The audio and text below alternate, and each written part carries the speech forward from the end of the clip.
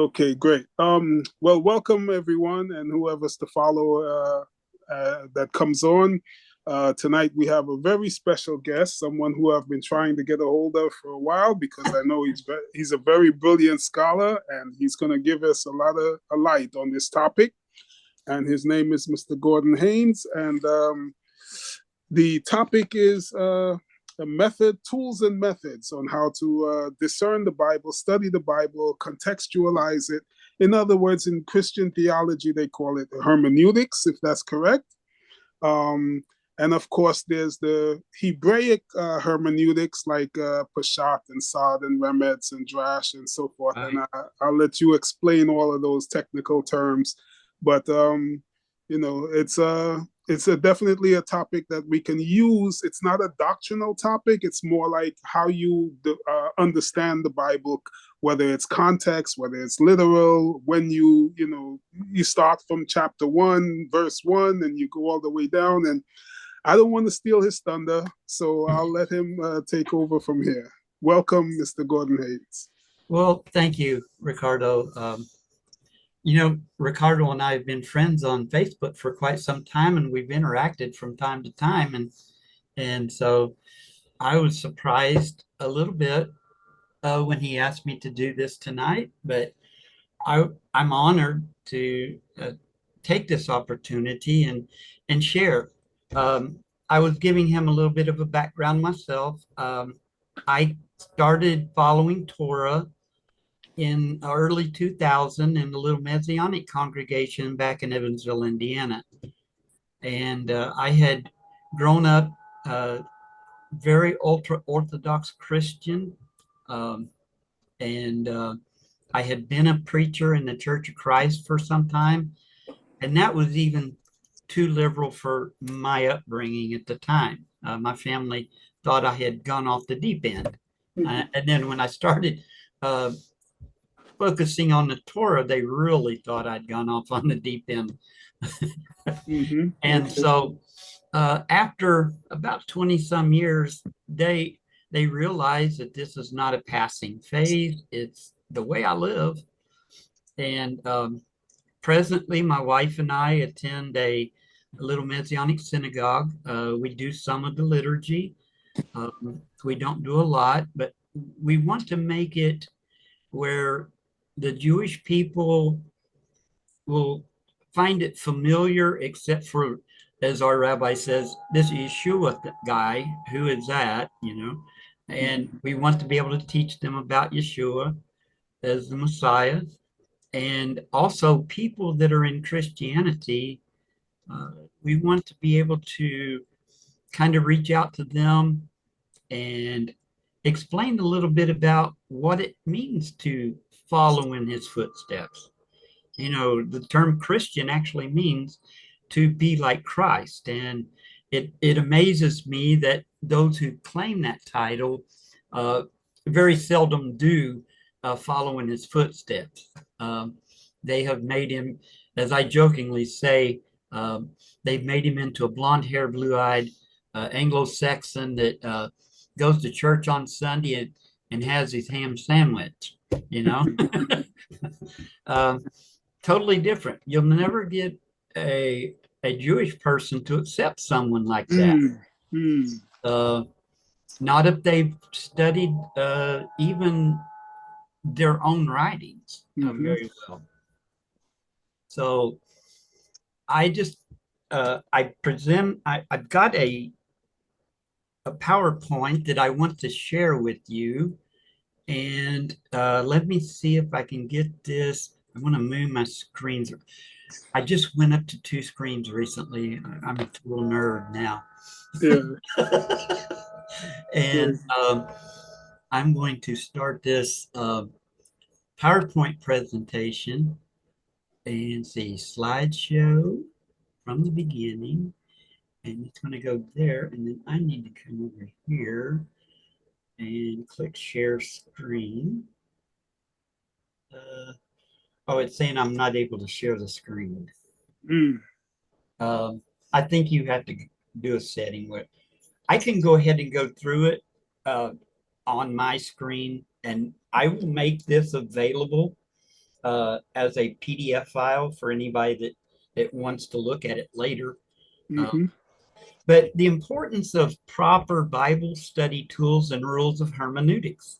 Mm-hmm. Uh, Ricardo mentioned that term earlier. Rightly dividing the word of truth. In 2 Timothy 2:15, it tells us that we are to divide the word of truth in the proper way. And so I want to share some things that I've learned. I'm actually in present, I am about to finish up a Bachelor of Theology degree through Hebraic Institute in Tucker, Georgia. I don't know if any of you are familiar with the group, but the I guess you would call him the dean of this online schooling is Minister Milt Carnes from there in Tucker, Georgia. Mm-hmm.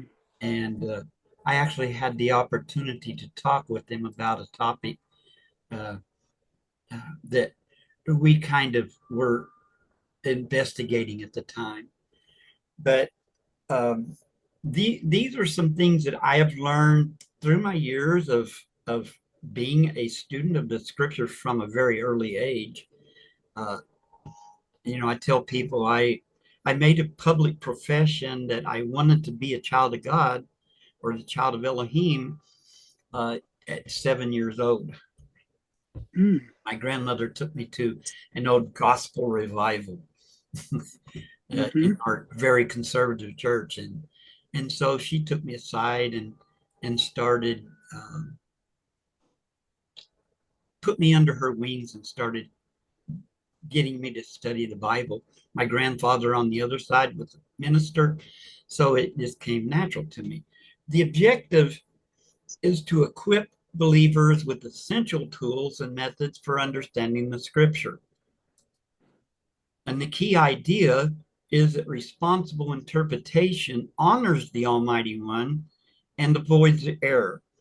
And I think we're all familiar that we've inherited a lot of error through the years from the scriptures. And there's thousands of different uh, beliefs and groups that claim to follow the scriptures, yet they all have different um, ideas of what they mean.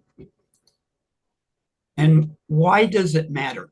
Well, misinterpretation, as we know, leads to false doctrine and confusion.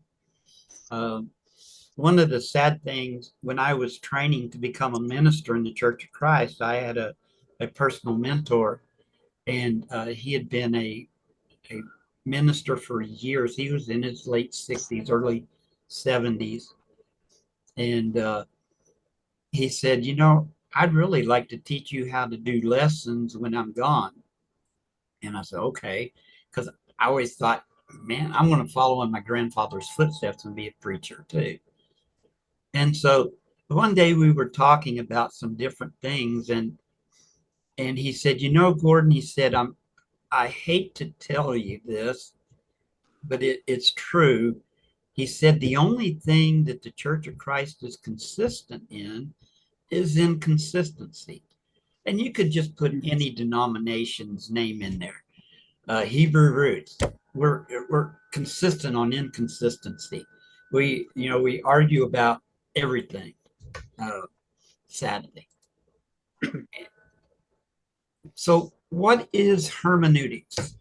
Well, hermeneutics is the art and science of interpreting scripture. And the biblical foundation for us to be concerned about biblical hermeneutics, as I said, is 2 Timothy chapter 2, verse 15. And I'm going to read from the New Standard, a New American Standard 1995 edition, but I want to replace the name.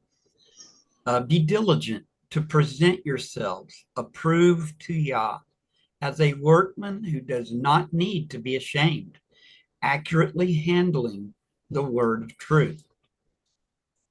And we know that the ultimate word of truth is the Torah. Yeshua himself said, if it doesn't align with the Torah and the prophets, it's of no effect. It's useless. And so uh, there are two main ways that people understand scripture. There's exegesis, which is pulling out the meaning from the context. And that's what we want to strive for. We don't want to engage in the other form, which is eisegesis, which is reading our meaning into the text. Mm. I just finished an audio book, and now that I get to travel a little bit more, I decided to download some books on audiobook and listen to them while I'm on the road. And they talked about this. And the book, I'll mention it later in this, it's called Misreading the Scriptures Through Western Eyes. We have this idea in America that the scriptures were written to us in 21st century America. And we often will interpret things that way. The I don't want to get into it because I can't remember all of it, but he talked about the story of David and Bathsheba and how we misunderstand some key points about that passage because we read it through our Western eyes. Mm. And if we go back and read it through the biblical eyes of David's time, we get a much better picture that this whole story about him and how he handled everything was a trust and a obedience to a king. He mentioned that when he brought Uriah home, in his culture, what he was trying to do was tell the people they knew that Bathsheba got pregnant because he had brought her into the palace. So there were people there that saw him bring her into the palace. There were people that saw him bring Uriah into the palace. So this wasn't a hidden thing. And he points that out that the culture of that day, as long as Uriah had spent just one night with Bathsheba, even though they knew that probably this child is more than likely not his, they would have accepted it as his, and everything would have been okay. But Uriah the Hittite, not being Jewish or not being an Israelite, wasn't going to play his game. So the king said, well, if you're not going to give me my honor back, I'll just see that you die. So we kind of missed that in our Western eyes understanding. So it's important for us to accurately handle the word of truth and pull out the meaning from the context. Some key principles of hermeneutics are determine the intent of the author. I think this is the main key. And I learned this even in the Church of Christ when I was taking classes. I took a class on biblical hermeneutics, and this is one of the things they taught us. Look and see who wrote the passage. Who was he writing it to? Why was that person writing this particular context? And how would they have understood it when they received it? So determining the intent of the author is very important primary principle in hermeneutics. Historical context, the time, the culture, and the purpose of writing, like I said about David and Bathsheba and Uriah. Something that the guy brought out, and I guess I really knew it, but I didn't recognize it, was that Bathsheba wasn't really her name, but was daughter. It's saying that she was daughter of Sheva, daughter of the oath. So she probably had a different first name, but we all know her as Bat Bathsheba. Bathsheba, Mhm. and so she was an important character in the scriptures and became a ancestor of the Messiah. But we got to look at the time and the culture and the purpose of the writing. The literary context. What kind of writing is it? Poetic uh, writings, especially in the Hebrew scriptures, um, and especially in the Torah. Uh, Poetic scriptures take a lot of license to bend grammatical rules. But when you have commands given, they follow a strict rules.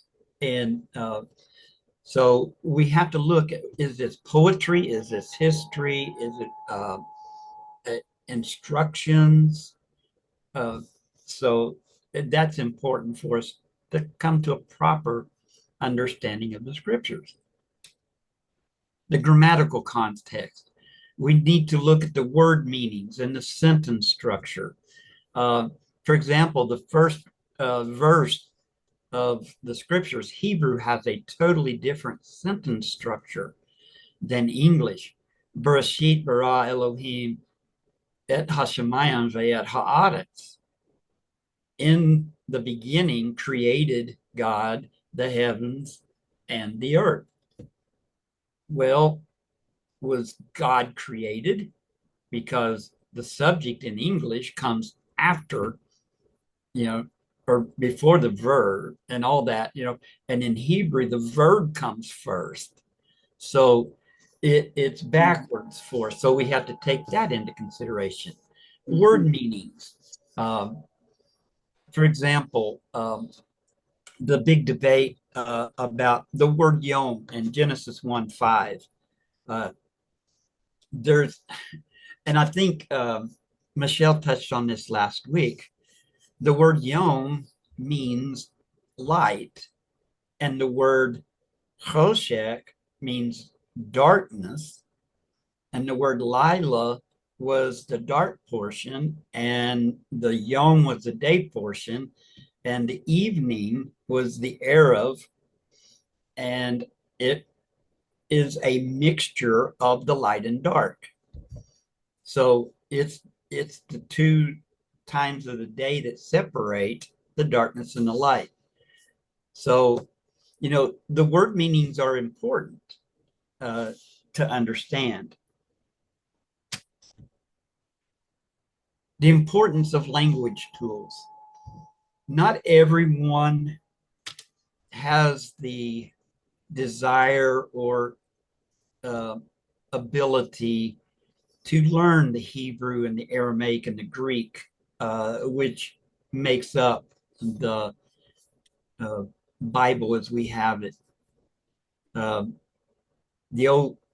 Tanakh is mostly Hebrew with a little bit of Aramaic in like Daniel and some other passages. We have the I call it the Ketuvim HaNotzrim, the writings of the Nazarenes. Some people call it the Brit Hadashah, the renewed covenant. The New Testament is what it's mainly known by in the world. Has come to us presently in the Greek. I think that there is a good basis for understanding that much of the Ketuvim HaNotzrim was originally in Hebrew and then translated to Greek later. They're actually finding some writings of these books in the Vatican Library. They're finding them in universities around the world where there's this Hebrew copy of John. There's this Hebrew copy. When we see things happening and we say it is Someone talking? it caused a breakdown. There was Hold on a second. I think someone's. Yeah, Brother Gabe. Oh, he just came on. Yeah, he just came on. Yeah, let me mute him. Okay, sorry about that. That's okay. That's okay. We'll Yeah, talk about it later. yeah.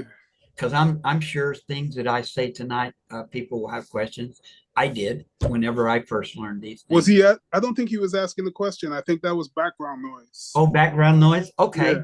yeah. Well, welcome, Brother Gabe and Hiram. Uh, Hiram Ether. Good to have you Hmm. here. My name's Gordon Hayes.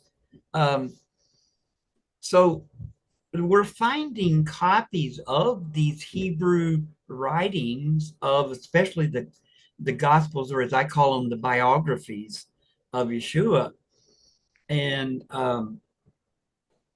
they give, in places, they give some different understandings of what was written. Uh, I believe there's hints in the book of Revelation that the original book was written in Hebrew. One, because Yochanan was a Hebrew, he was an Israelite, and Greek was not the favorite language of the day. Uh, it was the the Hellenistic Jews who read the Greek, but as far as those that were in the land, they stuck with the Aramaic and the Hebrew. So in the book of Revelation, the passage where it talks about the Messiah is coming back on a white horse and he's going into battle. And it says he has his name written on his thigh. Hmm. And people have wondered, why would he have his name written on his thigh? Because most Hebrews uh, are of the understanding that tattoos are evil. You know, Hmm. they're against the Torah. Hmm. Um, I hold a different view, but people that hold other views are still my brothers. And but the hint that this was written in Hebrew originally and then translated into Greek by someone that was not familiar as much with the Hebrew language is that the word for thigh or leg uh, is degel. It begins with a dalet. And the Hebrew word for banner is regel, which is starting with the resh. Anybody that studied Hebrew for just the alphabet uh, knows that the dalet and the resh are two of the most commonly transposed letters in the Hebrew alphabet. If you don't make it carefully, your dalet can look like a resh. And so it gives a hint that the Hebrew said he's riding into war with his banner flying high and his name emblazoned on his banner. But in the Greek, the person that translated it saw a dalet instead of a resh and said it's written on his thigh. So, you know, those little things help us to understand uh, the biblical, um, the importance of biblical languages. I always tell people if you don't want to or can't, feel that you can't, whatever, learn languages, find someone that does know them and have them help you to use the tools in order to be able to understand them better. Um, some essential tools that are very good for lexicons. There's Brown, Drivers, and Briggs for the Hebrew. There's Thayer's for the Greek, and there's what's called the Halot, Halot, which is an acronym for Hebrew Aramaic Lexicon of the Old Testament. This one is a multi-volume, and I think it's finally come down to a somewhat affordable price. Used to, they were like $500 for the set easy. If you bought a used one and paid $500 for it, you were getting a pretty good deal on it. Um, and it's used by a lot of the top scholars to understand. It goes really in depth. Now you can get one for about a little bit less than $200 sometimes. So it's come down. It's still not cheap, but the Brown Driver Briggs is a good one, and Thayer's is a good one for the Greek. Interlinear Bibles help a lot. I'll give some links in my paper. My PDF file has some links to some interlinear Bibles online. And you can go to these and you can click on a word and it will tell you the English meaning of the Hebrew or Greek word that's behind it. So I think it's Green's, Jay Green has a interlinear Bible with both the Tanakh and the Ketuvim HaNotarim, which is really good. It takes a little use to getting. It takes a little bit of time to get used to using it, but anything that's worth using is going to take some time. Strong's Concordance. I joke about this one. I usually tell people that Strong's is weak. It's got a lot of stuff in it that you don't need. Yeah, it's very good to give a root meaning. And as long as you understand it, what it's doing is you'll notice it will have the word, and it will give the root of meaning of that word. And then it'll have a semicolon. Anything past a semicolon is an interpretation from the Reverend Strong. And whatever, and other people later, like the NIV keyed Strong's Concordance, the New American Standard keyed, what the people did was they took the work of Strong and adapted it to different translations. And so Strong's gives a good root meaning. What Brown Driver Briggs, another one I didn't list on my paper, but another good one is Gesenius for the Hebrew. He goes into depth. That's where I learned that the word Erev is a mixture of the light and the dark. Strong's doesn't talk about that, but Brown Driver Briggs did. And he makes a point in there, and Gesenius also talks about this. It's where we get the word Arab. They were a mixture. So it came from the Hebrew word Arab. Another one is grammar guides. I have several Hebrew grammar guides here. I have a few Greek that I use for my studies. The class that I had, one that I have here is the basics of biblical Hebrew. It's a very good one. It's a college level. There's one available for free online, and I did not put that in my notes, but I can share it. It's by a Hebrew professor.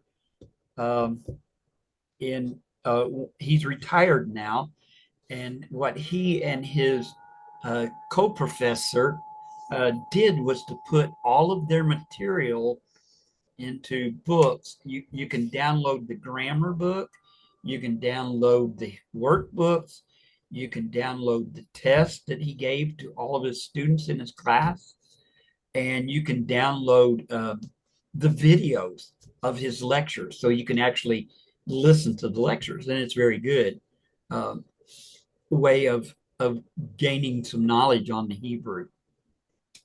Well worth the time. An example of this languages and how important it is the word chesed. Is the Hebrew word that is often simply translated as grace. But when we get to the real deep meaning of it from the Hebrew, it's deep meaning is loyal, covenantal love. Mm. When the Father shows grace to us, he is showing us his loyal covenant love. I tell people that grace is not a Teflon coating that we put on ourselves, where sin just slides off. That's the common Christian understanding of grace. But biblically, when we dig into the deep meaning of it, grace is the Father, Yah is giving us the ability, the resources that we need, and all that makes it possible for us to be pleasing to him. So when they argue about, are we saved by grace or are we saved by faith? In the typical Jewish answering of that, yes, both of them work together. Our faith causes us to believe in the Creator and to come to an understanding that he is Echad, he is one and only one. There is no other God in his place, no other Elohim. And so when we have that faith, he then says, okay, I will make a covenant with you, and these are the rules for my covenant. And we don't get to bargain with them on the ones we like and the ones we don't like. That it's a covenant in the sense that take it or leave it. You either accept all of it or you accept none of it. And I think that's what in the Ketuvim HaNotzrim, in what people call the New Testament, the argument about and the statement that when we sin, we break the law. And if we break one law, we broke the covenant. We don't get to choose. As I often say, it's biblical faith is not an obedience to the Almighty is not a smorgasbord. We don't get to pick, from the menu what we want. It's all or nothing.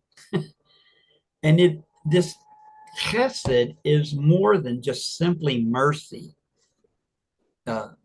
It's so deep. The word, what I find interesting is that the Almighty chose Hebrew and to some degree allowed the second writings, the Ketuvim HaNotzrim, to be written and recorded to us today in Greek. And I see his wisdom in that, in the definition of the word for sin. The word for sin comes in Hebrew, it comes from, it's chata. It comes from the same word root family as Torah. And it has the idea of an archer drawing back his bow, and he shoots at the bullseye and misses the bullseye. The Greek word for sin is harmatia, and it, on the other hand, carries the idea of an archer who draws back his bow, shoots for the target, and misses. So these two languages that the scriptures come to us are a lot of times in unison. And I like to take and look at the Septuagint version of the Tanakh. Sometimes we have to understand that the Septuagint, the first 5 books were all that were written by these 72 rabbis that by tradition were put in seclusion from one another to translate it into Greek and to come up with the Greek version of the Tanakh for the Greek-speaking people, the Hellenists. All of the rest of it came later by various writers. So some of it even by just one translator. And that's always, to me, that's always a red flag. Understanding authorial intent, the intent of the author. Some key questions we could ask ourselves when we're studying a passage, trying to understand it better, is who wrote it? There were many guys who wrote the Bible as we have it today. And then there's other books that have been written, some claim as scripture and others don't. So we have even more people that all wrote sections of the Bible. Each one of them wrote in their own tone. You know, the big argument about the book of Hebrews, we don't, Christianity often says, well, Paul wrote Hebrews. And then you have some scholars in Christianity and in the Messianic groups will say, no, he didn't write it because it doesn't sound like what he would write. You know, so it's important to try to determine who wrote what you're reading. Who was the audience? When the Almighty called out from heaven to and said, I want you to build an ark. You know, who was he talking to? Was he talking to us? No, he was talking to Noah, and it was a specific person. But then we have Yeshua sitting on the mountainsides from time to time and speaking to a large group of people. Sometimes he talked to select groups of the scribes and the Pharisees. So that helps us to understand what he wrote and what he was saying as it's recorded for us. What was the purpose?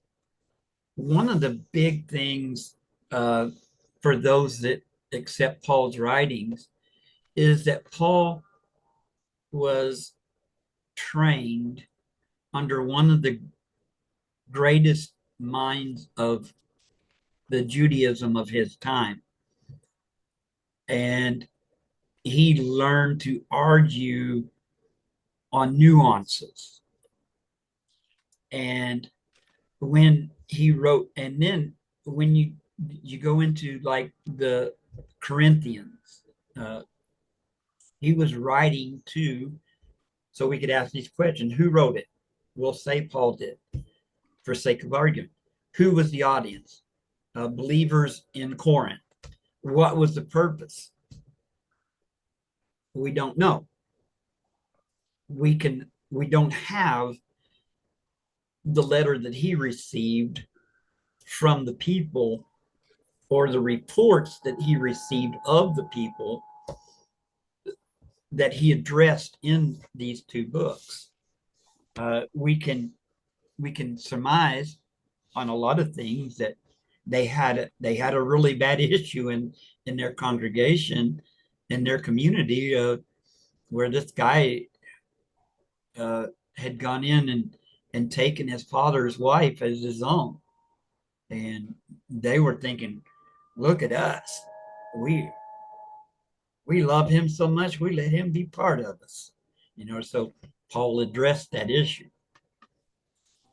The command to procreate, that was given to Adam and Chava in the beginning, but by just logic, it continues on to us today. You know, that was one of the problems that the Quaker church had. They didn't believe in procreating, and so they would have to adopt children in order to keep their denomination alive. The command to build the ark was given to Noah, as I mentioned earlier. It wasn't given to us. It wasn't even given to King David. The command to Avram, to get up and leave his country and go into a new land. That was given specifically to Avram. You know, sometimes we feel the need to go to other countries as mission work, and that's fine. But I read stories about missionaries that they really feel like, man, you know, using their phraseology from Christian churches. Well, God told me I got to go over to Guam, and I've got to preach the gospel. And they get over there, and everything just falls apart on them. And then they start questioning, oh, was I listening right? Did he really tell me that? You know, but Avram knew that he was commanded, Lech lecha, leaving you shall go. Get up and leave your family. His command to Abraham to sacrifice Yitzhak. That's not something that we should do today. You know, Yah does not appreciate human sacrifice, and especially when we kill our children. He was very adamantly opposed to that in the Torah. The command to study the scriptures so that we can understand them properly. That is a broad. The audience even comes down to us and to our descendants after us that live. Paul's letters were addressed to specific congregations for specific congregational issues. That's why I've come to not look at them as strongly as I do the Torah as being scriptural. I believe we can gain a lot of knowledge from them and how to deal with issues in our assemblies. But to put them on the same par as Torah, I kind of wonder about that myself personally. Some tools to help us discern a proper understanding of the scriptures. Study Bibles with intros and notes. I'm not real keen on these. They can be helpful if we understand that all of the intros and the notes are man-made. I have people come to me when they debate with me, discuss with me. I tell people I don't mind debating the scriptures. I won't argue them. And they'll say, what's the difference? I say, well, debate is to determine what is right. And arguing is usually for the purpose of finding out who is right. So I don't like to argue because I know I'm right. No, no, I'm just teasing. I know I make mistakes. but debate can be good if it's done properly. But I was in a discussion with someone one time on the nature of the Almighty and Messiah and all this. And I said, you know, anything I say is not going to convince very many people at all, because this debate has been going on since the lifetime of Yeshua. And I don't see it ending until he returns and sets us straight, and we all stand around with our chins on the floor thinking, but that was my favorite understanding. That was my sacred cow. You just killed it. You know, what people write is, you know, it's people writing it. It's their thoughts. It's their understandings. It can be right. It can be wrong. You know, he told me that he pulled out this Et Sefer Bible with the notes, and he started using the notes in it to try to say that his view was the correct view. And I said, well, but the problem with that is this verse contradicts that. Well, it's right here in the notes. And I go, you know, a person wrote those notes. We like to believe, and I think we can be pretty firm in our belief that what we have in our hands as just the scriptures is authoritative.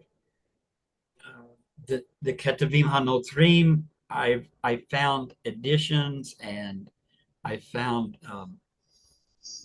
mistakes in translation.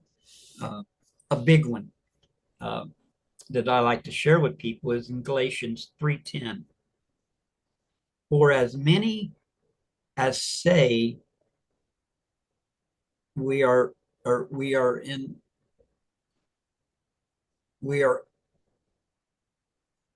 of the law, and what it actually says in the Greek, and they left out this word, and it's ironic, the word they left out the word ex, and ex means out of.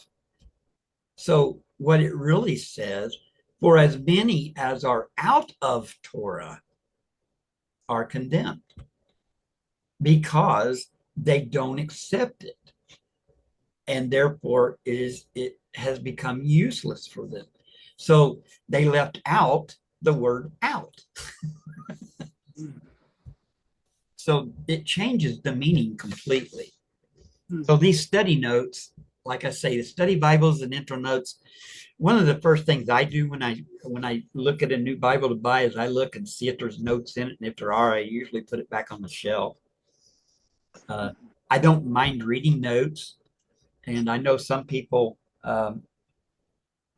think I'm a heretic because I don't even mind reading the Talmud. I don't understand it a lot, but I found that usually some of the arguments against it, what the person has done is twist it. They're so used to twisting the scriptures that they twist other writings too. And so it's not on a par anywhere near the scriptures, but it helps us understand how they understood the scriptures. Bible dictionaries, encyclopedias like the Biblical Hebrew and Aramaic Dictionary. There's one called the Holman Illustrated Bible Dictionary. Another one is the International Standard Bible Encyclopedia. These are all pretty good dictionaries and encyclopedias. The thing we have to understand is that these were written by Christians with a Christian understanding of the scriptures.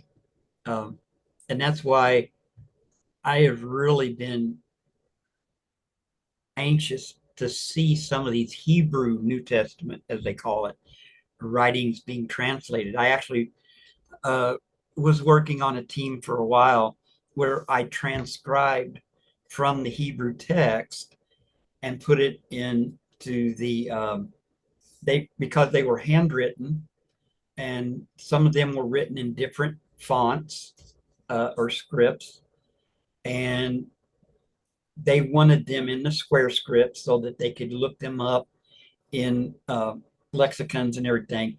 And then another team would come in, double check the transcription, and then another team would come in and translate it.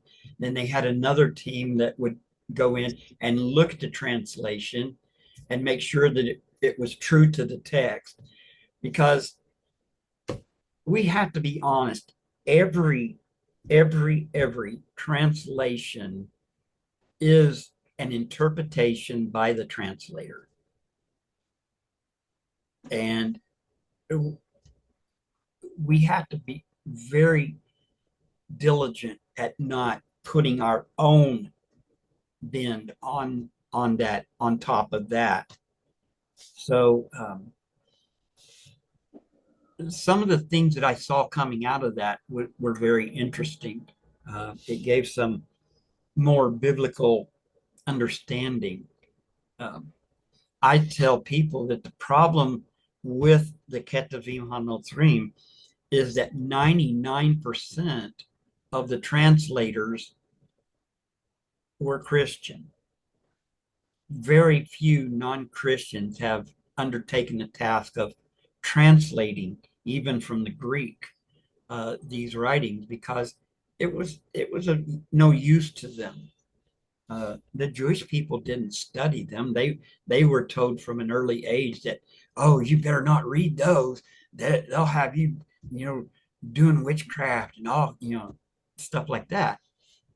So there's a few out there, but very few. And even when I was working on these teams, I would argue with them.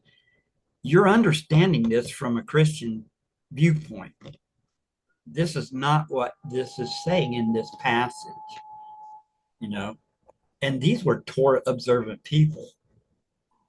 And so there's historical commentaries.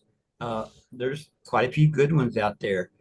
I always look for those by that have been what we call peer reviewed. Others have looked at them and said that they followed the rules. Now, there's lots of online help resources. I tell people jokingly that the good thing about the internet is there's a lot of information out there. You can find anything on the internet. And once it's there, it stays. The bad thing about the internet is that there's a lot of information out there. And once it's on there, it stays. And we have to sort through it and find out what's good and what's not. It's not always pleasant. Some dangers of misinterpretation. A modern bias. We put our own bias, as I said, the book, Misreading the Scriptures Through Western Eyes. A lot of times we will see anachronisms. That is where a good example in our time would be saying when President Washington cut down the cherry tree, which he probably didn't even do, but historically we got that. And he wasn't the president when he cut it down. If he did, he was a young boy. I've been in a debate discussion with several people recently on whether the last meal of Messiah, the night he was betrayed, was indeed a Passover Seder. I have come through my studies to believe that it was not. I leave room for I might be mistaken, but what I have studied shows me that it was a special meal that he had with more than just his 12 disciples in this large upper room that later, if it's the same room that they met in, and there's lots of hints that it was on Shavuot in Acts chapter 2, it held 120 people easily. And so John talks about, I think it is John, one of the, no, it wasn't in John. I think it was in Luke. In Luke, one of the disciples says, "Who's going to betray you?" And Yeshua says it's one of the 12. Why would he say it's one of the 12 if there wasn't more people there? I don't know. But we understand things in today's understanding. We try to make the Bible a 21st century book, and it's not. It's relevant for us. At the end of this book, Misreading the Scriptures Through Western Eyes, the authors, there's two authors to it, and one of them points out that rather than reading the scriptures with the question, what does this mean to me? We should first ask, what did this mean to the people who wrote it and who received it? And how is that relevant to me today? I think that's a much better way of approaching it. We need to read the scriptures in their historical context. Then we can adapt them as needed without destroying their original meaning to our present day situations. The Hebrews, the Jewish people have in their biblical hermeneutics, have a process called Pardes. And it's an acronym that stands for Peshat, Remez, Drash, and Nasot. And the Peshat that's the surface meaning of it. The Remez is what kind of hints can we see in this? And then the Drash is where the rabbis sit around and argue. Well, this is what it means. No, this is what it means. And, no, this is what it means. And then one goes, well, you're destroying the Torah because you're misinterpreting it. And another one might say, yes, you are fulfilling the Torah because you give the right answer. Matthew 5:17, a hint to what that means in the historical context. Proof texting. There's a whole field out there of where they look at the text and they look at the Tanakh and the Ketuvim HaNotzrim were handwritten. In the Ketuvim HaNotzrim, when they first came out, it was all capital letters and all the words run together. And there was no separation of the words. So there are times when you could separate a word at this point and it would give a different meaning. So we have to look at that. We have to proof the text, ignoring the language and the context. Hebrew spoke different than English speakers, Americans.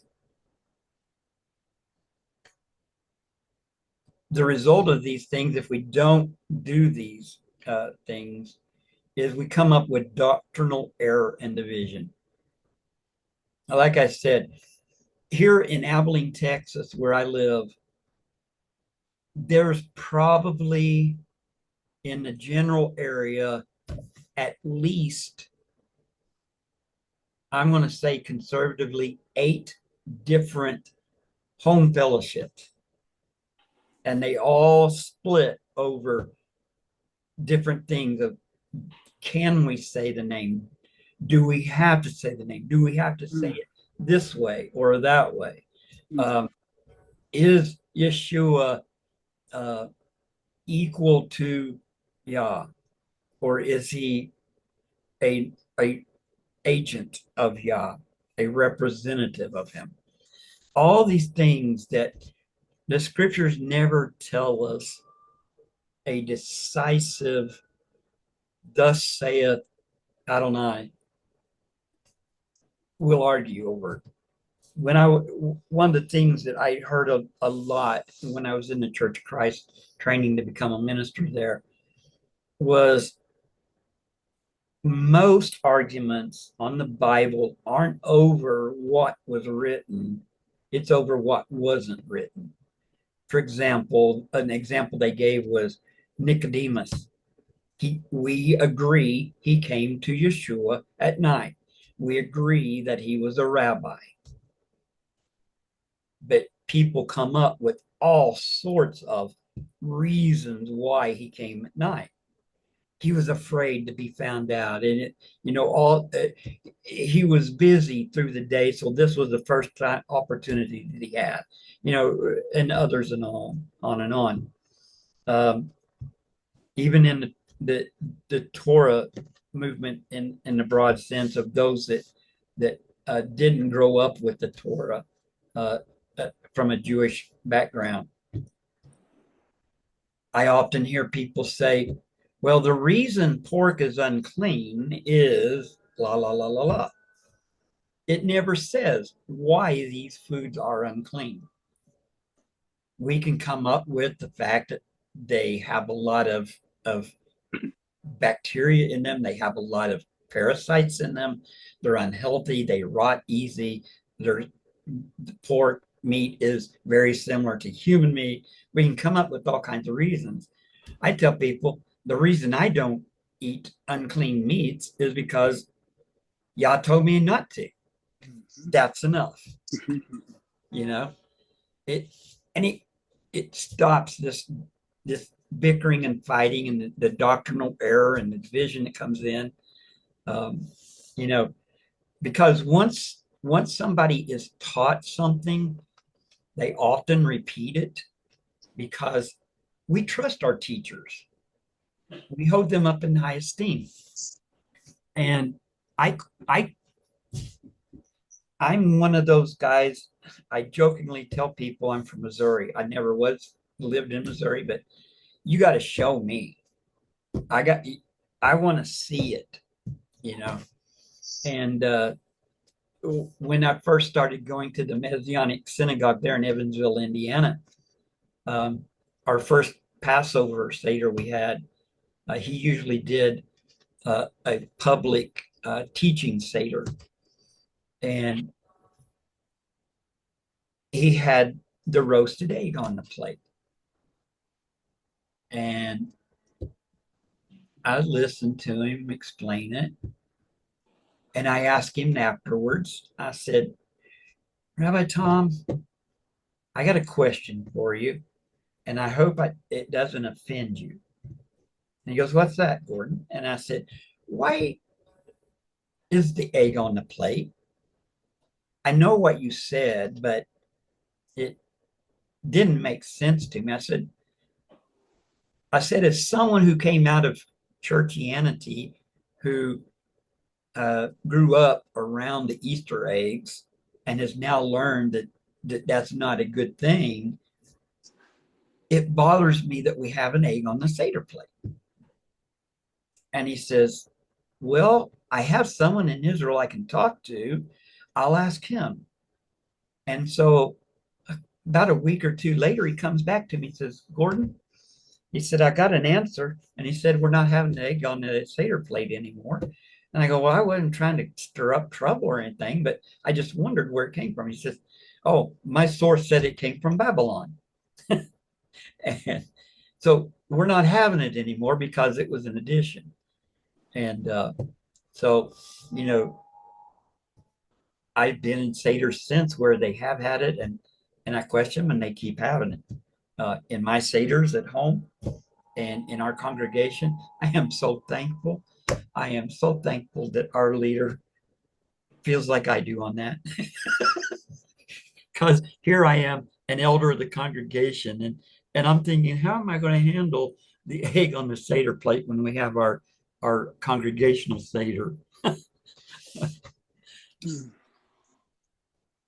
Some case study examples. Romans 10:4. Christ is the end of the law, using a English translation of that. Or Messiah is the end of the law. Churchianity uses that to say, see, he ended the law. He did away with it. That's why he came, to do away with it. If we understand it from its historical context and understand it from its language, we understand that what the writer there, Paul, was saying was that the Messiah is the goal, the purpose of the law. Even in Judaism, they have this belief that there were 7 things that were created before the Almighty created the world. And one of those was the name of the Messiah. He was created before that name, and the office of the Messiah was created before the world, and the law was put into place to lead us to the Messiah, to give us the rules that he would teach.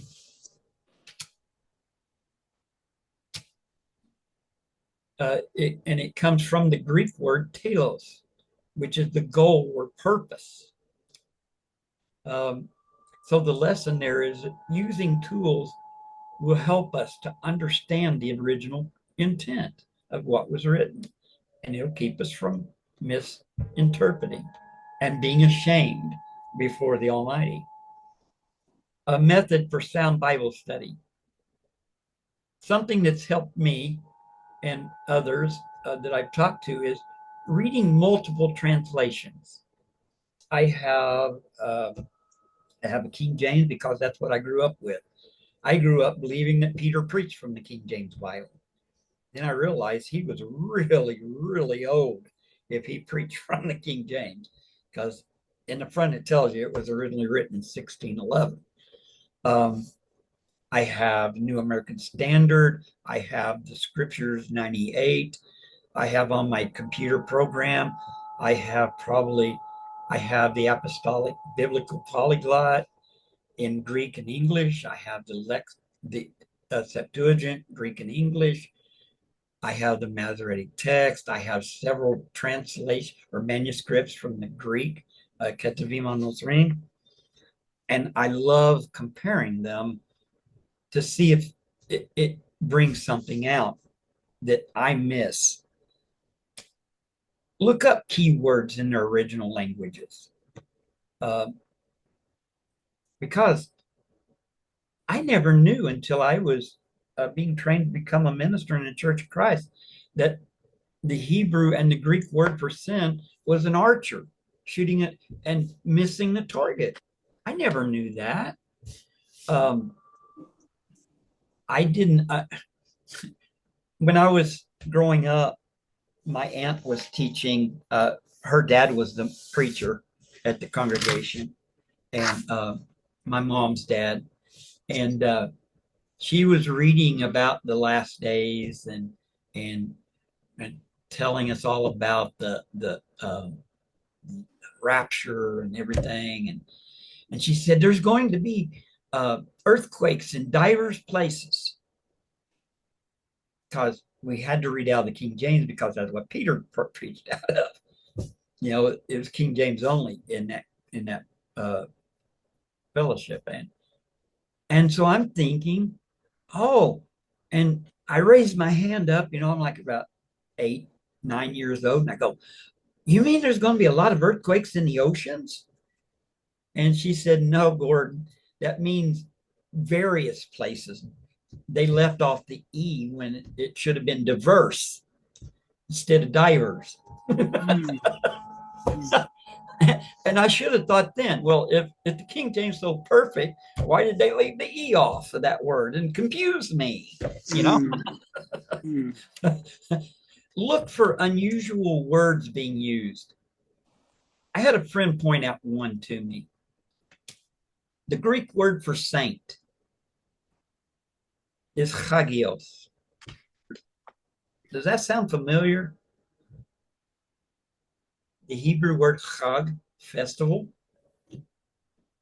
Paul coined this word to describe the saints who were festival keepers. So it brings a, you know, I even learned in my hermeneutic class in the Church of Christ, when an author uses a word, this word instead of this other word, like, for example, there's 5 words in the Greek language for love, and they all have different meanings. There's 3 words, at least, in the Greek language that's translated baptism. Why did the author use that word in this passage? And I've actually got a book here somewhere in my library that will tell how many times each Greek word is used in that book and in the Bible. And when you see a word that's used one time, you really need to dig into it and find, why did he use that word when another word would have been sufficient? And it's usually going to be an aha moment when you understand why the author chose that one word. The rule of first use. This is something that most people don't understand very well. I didn't until pretty recent. The first use of the word is usually the way it's to be interpreted later on when that same word is used, unless there's something that keeps it from being used in that way. The word Yom, and Elohim called the light Yom. Vayomer Elohim or Yom. He called to the light day.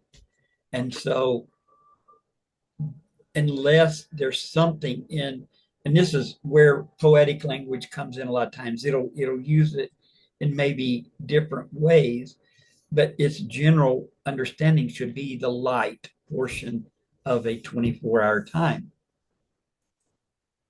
Study the historical and cultural context. Another good one, book that helps us to understand how the Jewish people lived in that time period is Josephus and Edersheim. Edersheim wrote another one about the lives and times of the Messiah. Excuse me. Identify the genre and the structure. Is this poetry? Is this prophecy? Is this a command? Ask what it meant originally. How would the original receivers have received it? How would the original author have meant it? And apply its meaning based on that for today. You know, as I talked about the pardes, one of the rules for the pardes is that the remez, the drash, and the sod meanings can never violate the pashat. It can't contradict. It's like I tell people, the scriptures will never contradict themselves. If they do, remember rule one, they'll never contradict themselves. And then look to see, how am I misunderstanding this? So apply it properly. Some recommended resources, some books. There's a good book by Marvin Wilson called Our Father Abraham, The Jewish Roots of the Christian Faith. And I'll give a printout for these. There's one that I've just come across, and I'm reading it's in a series, and I'm reading one of the series called Walking in the Dust of Yeshua, or Jesus. And it builds on the premise that Yeshua was a teacher, or what's commonly called a rabbi of his day, and he had his followers follow him all over the place. They went from town to town with him. Some of them would go home for periods of time, then come back. But something that I think the Hebrew Roots movement broad would really gain some insight into the makeup of congregations and how everything works together, is that even in the Judaism of the Second Temple period, when Yeshua lived, the disciples followed in their footsteps, and they watched them. Even today, it's said that these great rabbis, they have people who will watch how they do everything. How did they put their shoes on in the morning? How do they put their pants on? How do they, how do they get dressed? How do they brush their teeth? And they begin imitating them.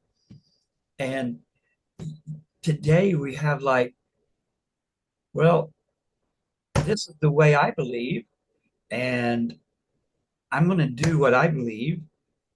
And if it follows the halakha of or the way of walking of my congregation, I'll stay. And if it doesn't, I'll go somewhere else. Without naming names, we had an incident at our Sukkot gathering this past year where our teacher, our leader, I call him Rabbi J.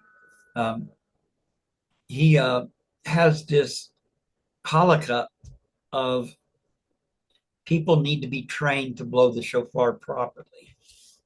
And that's how he understands, because he grew up in with a Jewish father.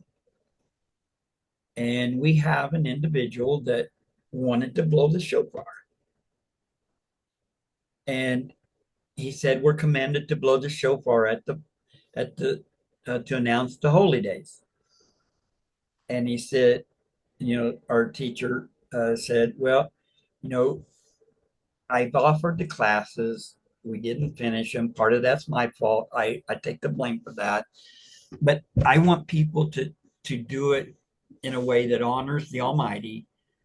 And I want them to understand what they're doing and the reverence behind it. And the guy looked at him and said, you're just going to have to court-martial me. In other words, I'm going to do what I want to do. I don't care what you say, So that was totally out of character for the followers of Yeshua in his lifetime. This other one that I have listed is called Sitting at the Feet of Rabbi Jesus. I wish she would have put Yeshua, but she didn't. But the subtitle is How the Jewishness of, and I'll say Yeshua, can transform your faith. And yes, these are written from a Christian understanding, but I tell people, whenever I have a good steak, juicy steak for supper, I don't eat the bone, and I don't buy boneless ones usually. I have learned to eat around the bone and leave the bone alone. David Biven and Roy Blizzard have a book called Understanding the Difficult Words of Jesus, New Insights from a Hebraic Perspective. And they go into some of the sayings of Yeshua and putting them back into their Hebraic understanding. And then the one I mentioned, Misreading Scripture with Western Eyes by E. Randolph Richards and Brandon J. O'Brien. Some tools, Blue Letter Bible, that's something you can use online. The Step Bible is something that I just found, stepbible.org. Blue Letter Bible is all one word, .org, and Step Bible is Step Bible, one word, and then .org. I have the program Logos. I bought the Messianic version because it has more Hebrew tools in it. There's another program called Accordance. Many people are familiar with eSword. And then I have one that's called The Sword, or The Word, The Word. And those two programs are things that you can put on your computer, and you can download modules of almost, especially on The Word. I found that it was more intuitive to the way I think.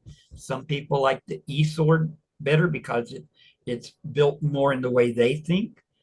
Both of them are great tools in digging out meaning from the scriptures. And then there's Bible study phone apps. They have a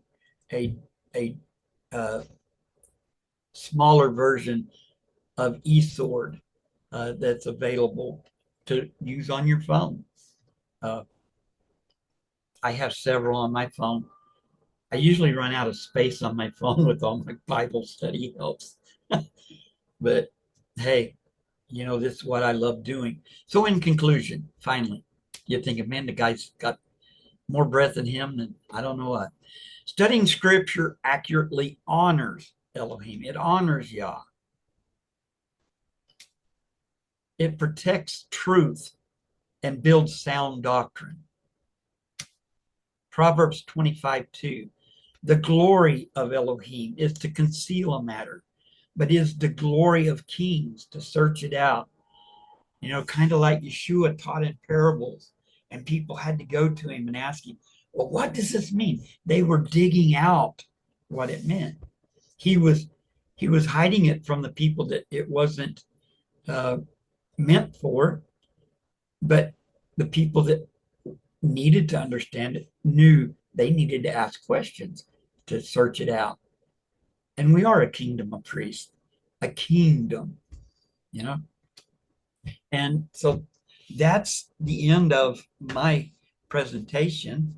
I hope I didn't take too long, but you know, it is important for us to understand that we've got to approach Bible study in a way that helps us get the truth. And I'll turn it back over to Ricardo.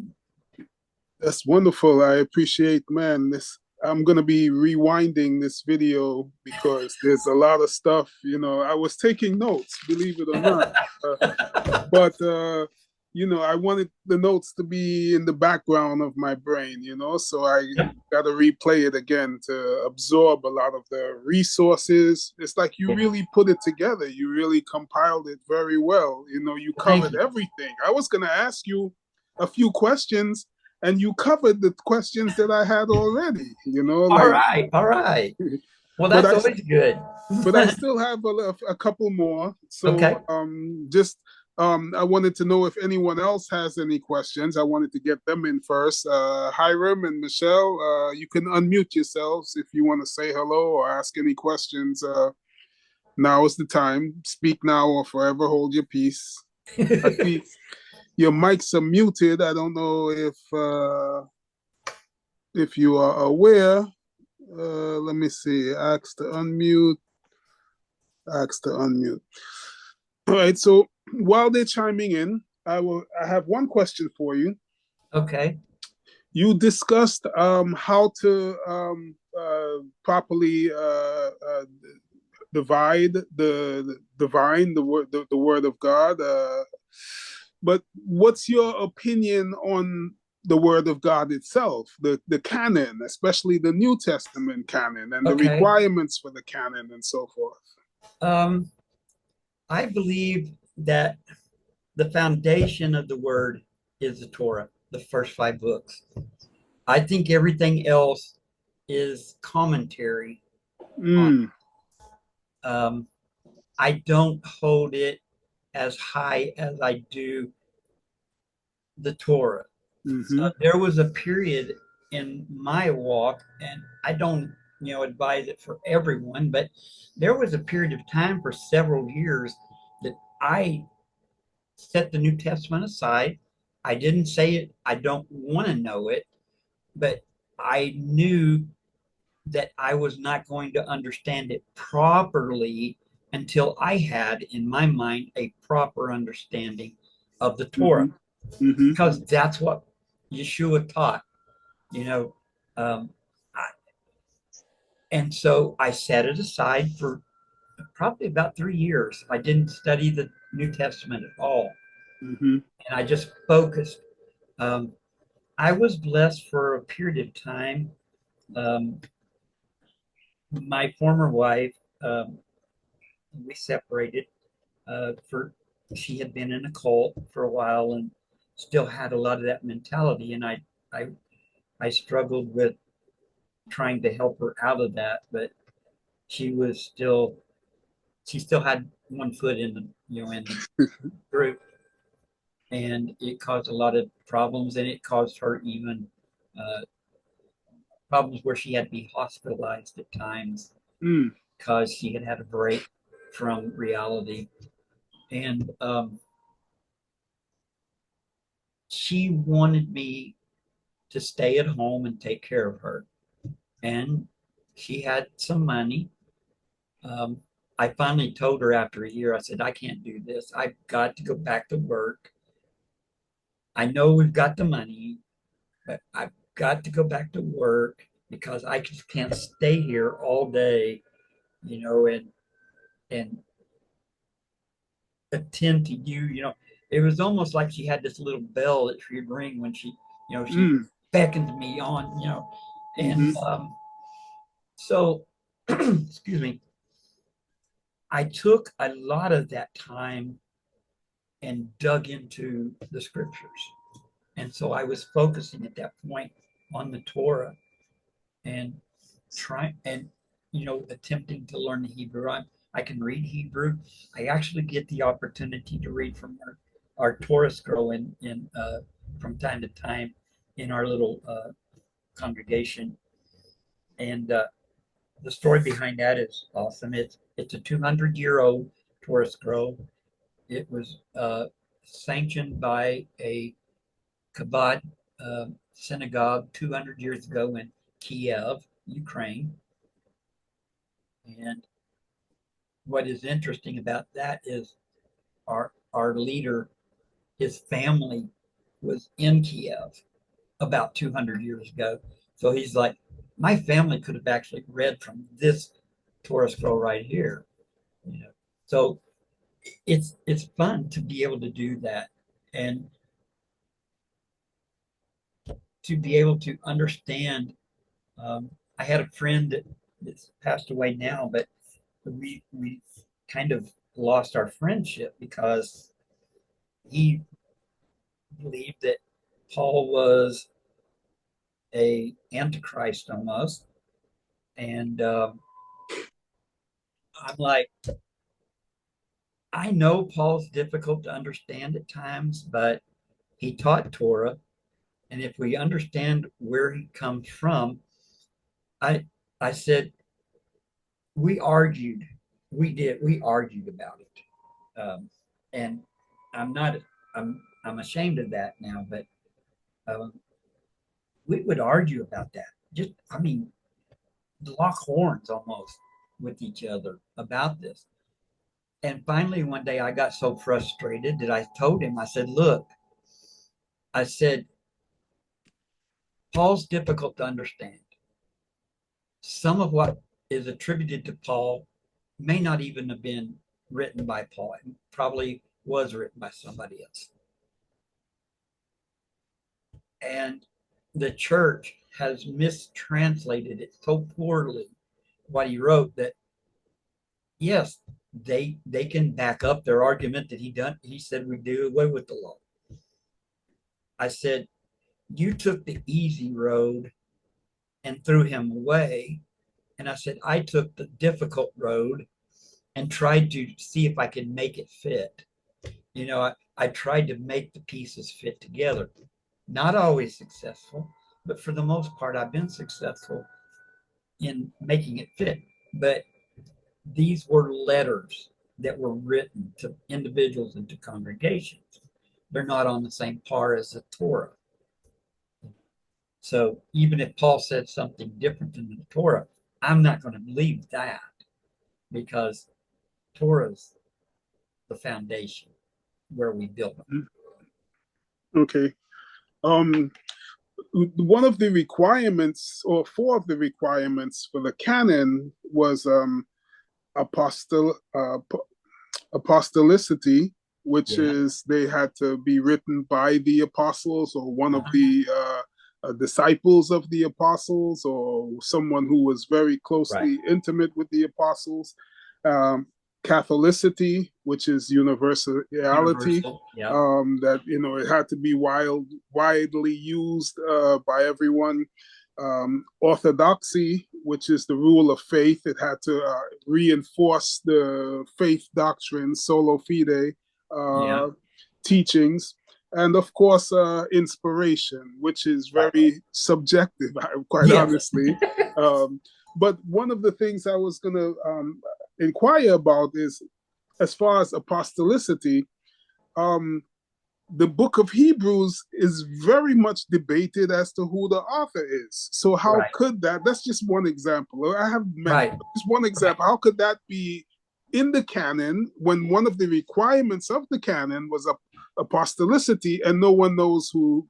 I mean, it's attributed by Paul, to Paul, and some say Barnabas, and some say Thecla and other people Oh, yes. the laundry list can go on Yeah. forever. But basically, it's like they violated their rules of Right. canonicity, Mhm. with some of these books. And some of the books were not even universal. They hated James.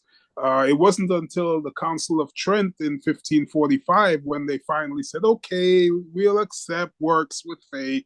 But prior to that, it was solo fide, faith alone.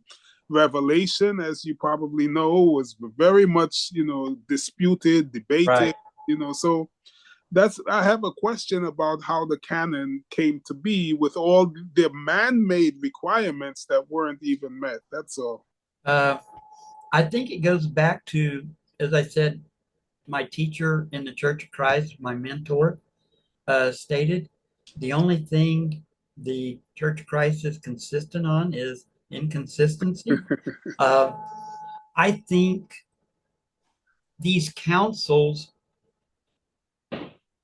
bent the rules quite a bit and Mm, allowed things in mm-hmm, because it could be used.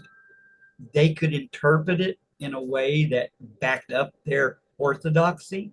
mm-hmm, Um, and I had a teacher several years back in the time that I was spending a lot of time studying. He was from Israel. He was originally from California, born Jewish, um, became a Christian, felt something just wasn't right, and began to teach that yes, Yeshua is Messiah, and but we still need to keep the Torah.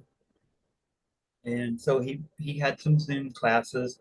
There was a Skype, I think, is where we started, which is now obsolete as of a few days ago.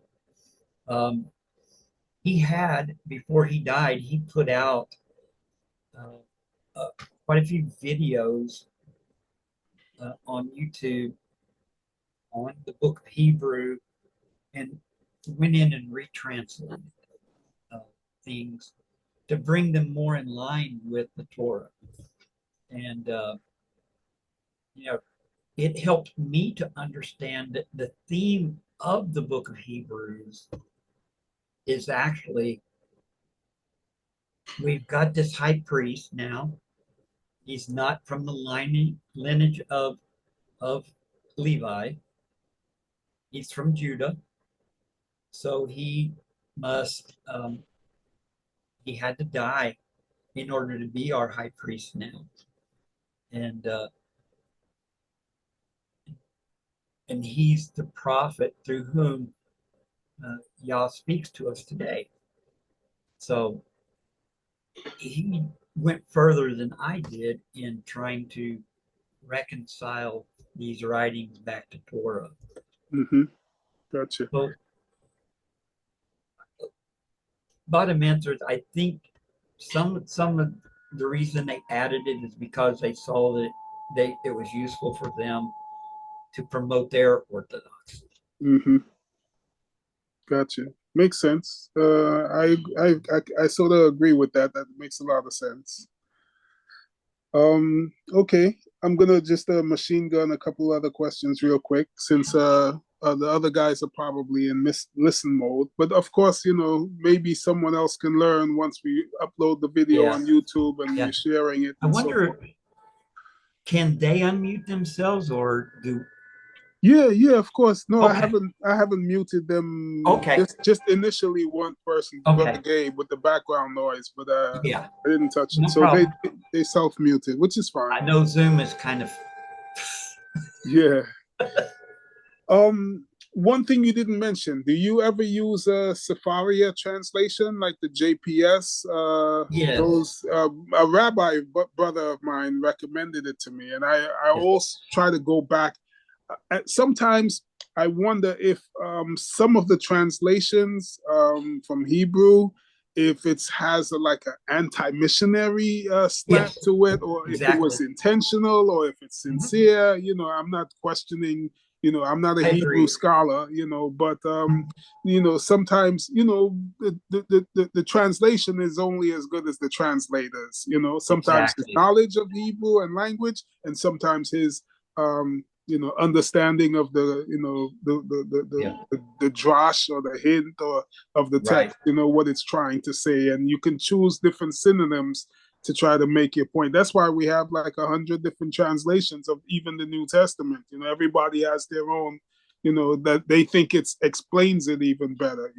Right. We Right. even have the parenthetical commentaries where the translators put in the parentheses their own interpretation, like thus he declared, I think Mark 7:14. Yeah.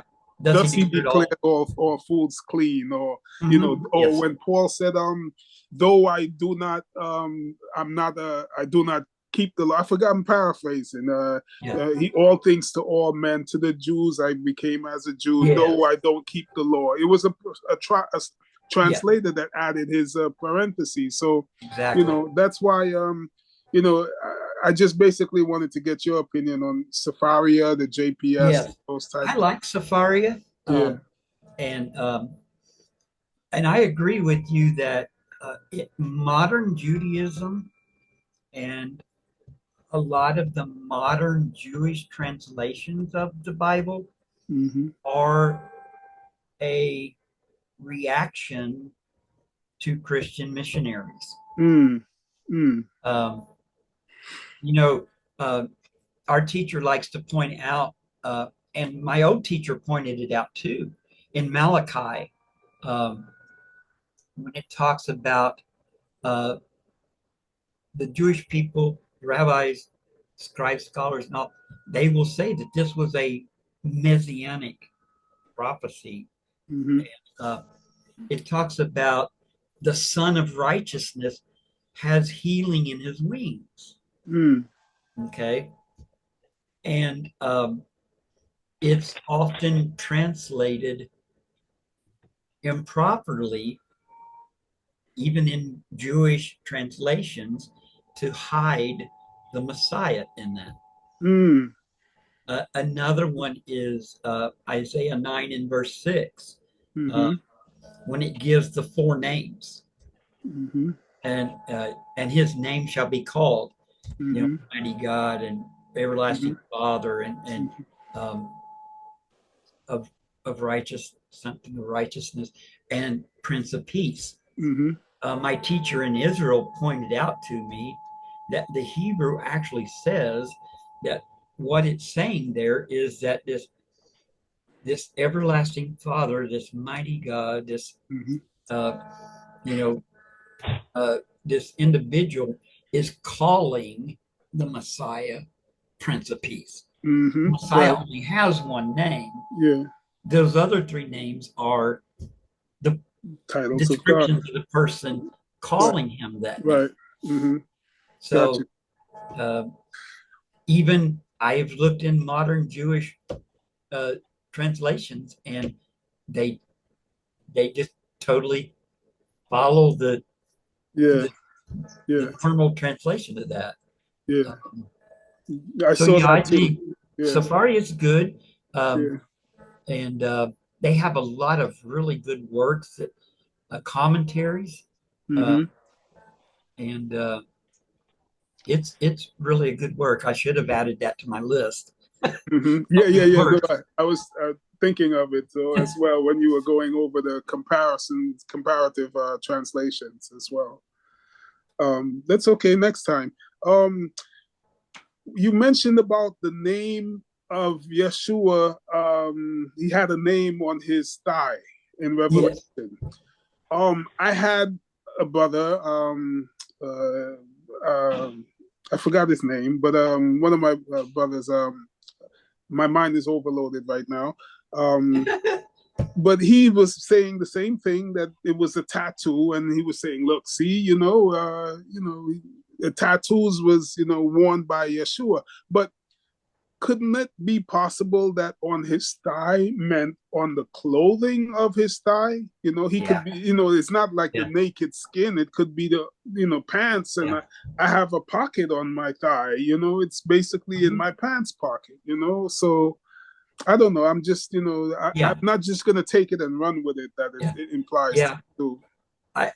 I think that's plausible. And like I said, the banner, uh, Mm-hmm. the connection of the two words, regel Mm-hmm. and degel, Mm-hmm.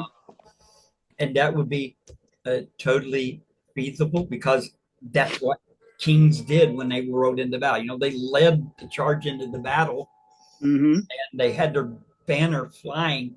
You know, everybody knew that, oh, we're getting ready to fight Yeshua, Yeah. Yeah. you know, Yeah. Yeah. Yeah. Yeah. and Yeah. um, so either one is totally plausible. Yeah. Um. Interestingly, the the prohibition that's used in Leviticus 19 against tattoos, I Mm, did a word study on that. Hebrew has this thing that they do to emphasize, they'll say something twice in two different ways. mm-hmm. Mm-hmm. And I looked at that text and I asked an individual that I knew at the time who was fluent in Hebrew. I Mm-hmm. said, is my understanding of this correct? And I said, what it's saying is don't cut your flesh for the dead. Mm-hmm. And then he says, instead, it's translated, don't make tattoos. In the Hebrew, it says, don't make gashes in your flesh. Mm-hmm. Mm-hmm. Mm-hmm. So it's saying, don't cut yourself Mm-hmm. to honor the dead, which Right. is what there's tribes around the world that do that. They'll make designs in their flesh to Right. honor their ancestors. Right. Right. But And so, I'm not a, I don't have any tattoos, but I'm just yeah, thinking from what I know. yeah. Um, tattoos is not a marker; it's a cut, isn't it? Like, I mean, Uh, so, Actually, nowadays, what they do now, the Maoris do actually take a shell and they will cut the skin. mm-hmm. They will rub different uh, pigments into it, Mm, and it'll get down into the skin. Today, what happens is a needle pokes the skin. mm-hmm. Mm-hmm. So, you know, I don't know. Uh, Mm-hmm. but I have a couple of tattoos on my fingers. I have one. I have the name of the creator on one hand and the word Torah on the other. Mm, And I had a Jewish man told me I was dying and going to hell because I did that. mm. Wow. And so I even approached him with what the Hebrew said of the text. He goes, "Yeah, but our rule now is, Mm-hmm. Yeah, yeah, yeah. Of course. the rabbis have made a rule and then it supersedes Right. the Right. earlier." Um, I want to say hello to Marty Kozad. He just Yes. came in. Hello. Shalom. Oh, everybody. Yeah, I almost forgot. Sorry, we've been busy. So, Oh, Good to it'll see you. be recorded. what's the topic for tonight? It's basically how a hermeneutical approach to the Bible, how to divine it, the tools that we use, and he gave you will want to replay the video because he gave a lot of resources that his suggested approach to understanding the Bible, interpreting it correctly, and so forth. Okay. Fact versus opinion. Gotcha. Yeah. And that's your opinion, right? Yeah, yeah. Well, everyone has an interpretation, but it Yeah. has to be Right. ground based on the foundation. Yeah. Well, I was told that there's absolutely no absolutes. Mm, You know. yeah, You ever yeah. say never? Right. You just said it. Yeah. Yeah. Exactly. So, what's your opinion on the Deuterocanonical books that didn't make it? I mean, everybody can have a book and claim it's this Yeah. and that, but I'm not trying to authenticate it. I just wanted your Yeah. feedback on it. My point or my stand right now is that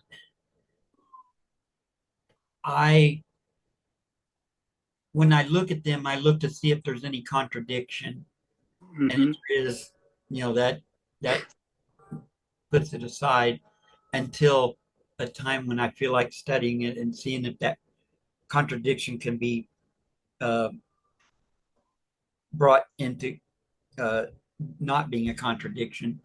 Mm-hmm. Words are fleeting from me, but my stand on it right now is that there is enough in the Torah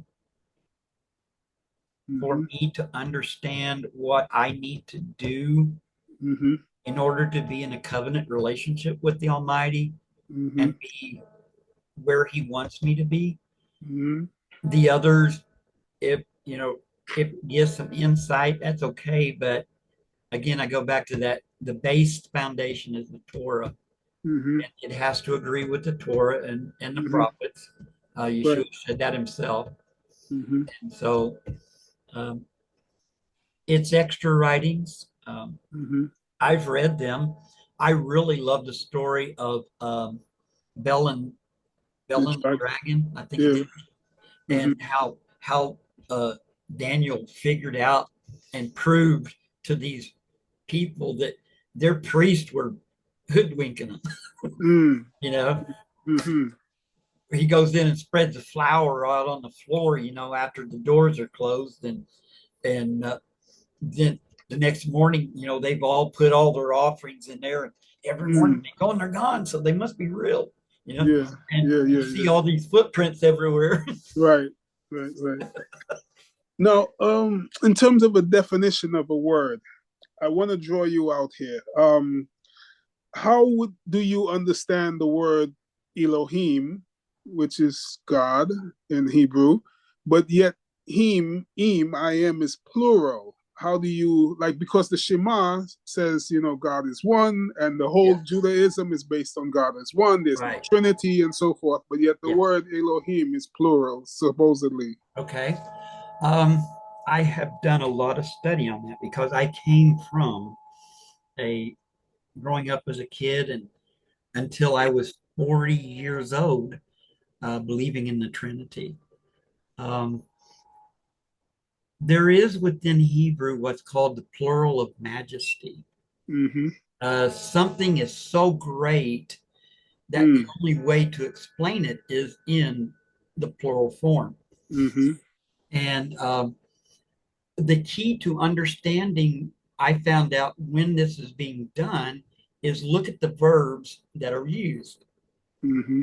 Because in Hebrew, the grammar rule is the verbs and the nouns and the pronouns and the adjectives and all of them have to agree in number and gender.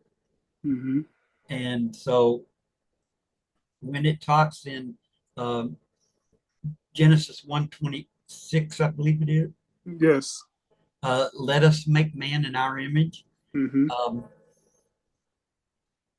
all the verbs are singular.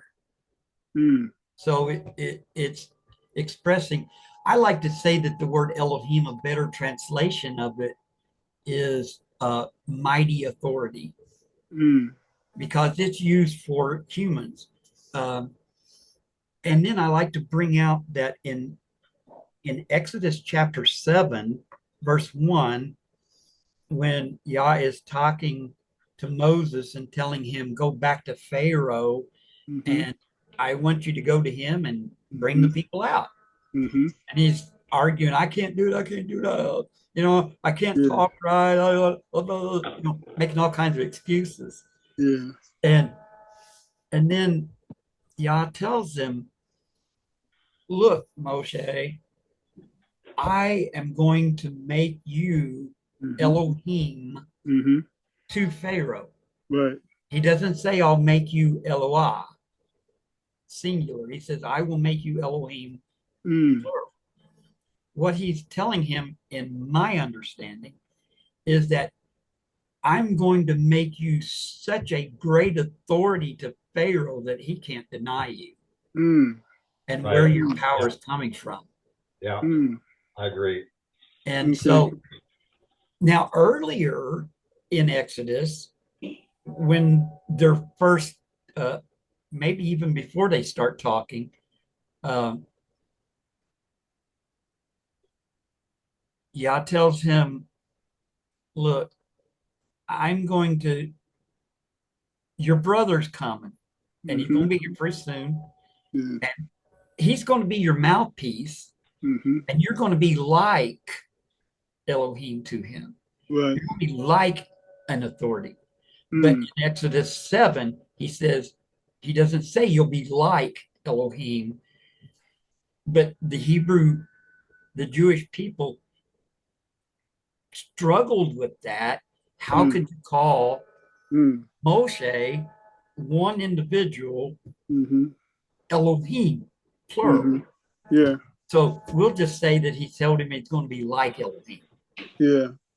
I think there's Psalm 82:6 where Yeshua quoted, "Ye are gods, Yes. children of the Yeah. Most High." You Yes. know, and of Yeah. course, my rabbi friend interpreted as divine judges, basically. Yes. You know, but to me, you know, that's going like the drash and the sod and the, you know, you're going Yeah. away from the pashat. You know, Yeah. so Yeah. But I think that the main thing that helps us understand is that I don't know anybody that would say that Moshe was a compound unity of people. You know, they like to use the word, you mentioned the word echad, yeah, Shema Yisrael, yeah, Eloheinu, yeah, Eloheinu, yeah, echad. yeah, A lot of people try to say that that's a compound unity because right, of, you know, the husband and wife become one flesh. right, You right. know, um, Uh, yet in Genesis, I think it's in 9 because it's right after the flood, right at the Tower of Babel. Mm-hmm. He says the people were of One, one yeah, language, tongue, yeah, echad yeah, language. yeah, He didn't say Yaqid yeah, language. yeah, He yeah, said they're of echad language. yeah, They only had Gordon, one language. yeah. They didn't have a bunch of different languages Mm, at that point. mm. So I Could, got searching yeah, how is echad used, and it's used quite a few times when it can only mean one and only one. yeah, yeah. I was hey just Gordon, thinking if Yeah. Echad could have meant one people, but I Yeah. don't think so. I think I'm off on that. I'm when, just thinking. Go ahead, Marty. when you Chime were in. talking about Moshe, the thing when I think about him being like the father, or what's the word you use? Elohim. Anyway, Yeah, when Jethro, his father-in-law, said, "You're taking on too much stuff," the father said, "I will bring my spirit down and take Yeah. off of you." And it took 70 men Yes. to take what the father had on him. Right. So I Mm, see that as you can look at it as a plural thing. You know, mhm. Yeah. the Yeah. father gave him incredible amounts of Yeah. energy. You know, yeah. When we put that story back into its historical context, is one of the things I talked about. Pharaoh claimed to be a god, Right. and the Mhm, people looked to him as a god. mhm, So the Elohim of all Elohims sends Moshe to him as a mightier power than he is. You know, Yes. the magicians did the first 4 uh, miracles, plagues, they Right. copied them. But Oh, yeah. from that point on, they're like, we can't do this. There you go. That's You know, good. it's not in our power. This guy is mm, power. They started believing Moshe. Hmm. You know, like I can imagine some of them went to Pharaoh and says, "Look, buddy, you know, you're gonna have to uh, just kind of step down a little bit here and mm, let these people go because you don't know what you're calling on this nation in Hmm. rejecting him and his plea, because evidently this guy that he calls Yah, you know, however you want to say it, must be more powerful than any of us. Because Right. look at this hail. I mean, you know, look at these lice and these boils, and not. I mean, and look, his people are up there in the land of Goshen, and they're just looking at us like, you know, to coin a phrase, sucks to be you. Oh yeah. You know. Mm-hmm. So yeah, that's how I understand it. I am more than likely in the minority, and I tell people that the Bible never tells us you have to believe in the Trinity, or you only can believe in one singular. You just have to believe that he exists and he's a rewarder of those who diligently seek him and follow his ways. Yeah. Another question. The Bereans were given a compliment for studying to see if the things that Paul said were true, but it never actually said that they did agree that the things Paul said was true. Yeah. One, and two, we just assume that they did, but you know, I'll allow it. But nevertheless, but I think the only time that we were really stated specifically that is in the book of Revelation, that reading the book of Revelation is a blessing. You know, trying to search the interpretations of the symbols and the beasts and all of that. It's a blessing to actually do that. And I think that's pretty interesting, that the only book that God says will be blessed if we actually try to search it out. You know? Right. You know, and I think it talks about reading it out loud too. I think it talks about that in the beginning.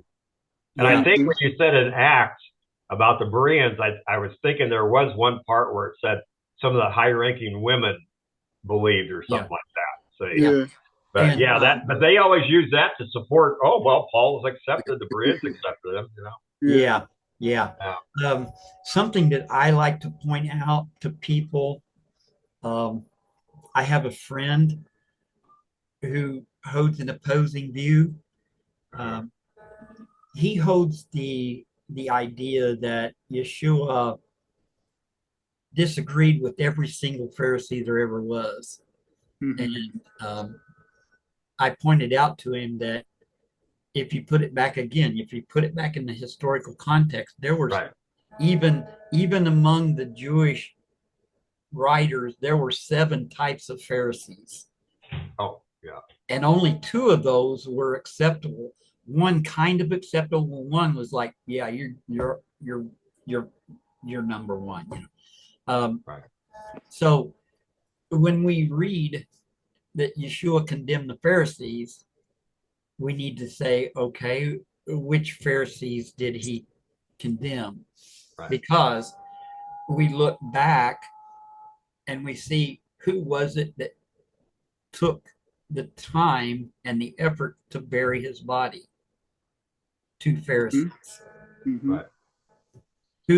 How many times in the book of Acts do we read the phrase, and not a few Pharisees, when it's talking about people coming to faith in him as the Messiah? And it says that multiple times, and not a few Pharisees. So to say that he was anti-Pharisee is an overstatement. To say that he disagreed with a lot of them is pretty much a factual statement. But yet there were things that they taught that he accepted, and he followed their traditions. I see that's where I like to study by topic. Is I would go through and literally systematically find all the verses about Pharisees. And look at them as a whole, and that helps me to understand it better. Because I just realized I just watched another video from a guy about the woman taken in adultery. I couldn't believe how he came up with what he thought Yeshua wrote in the sand. I thought, you know nothing about the Old Testament or the Torah or nothing.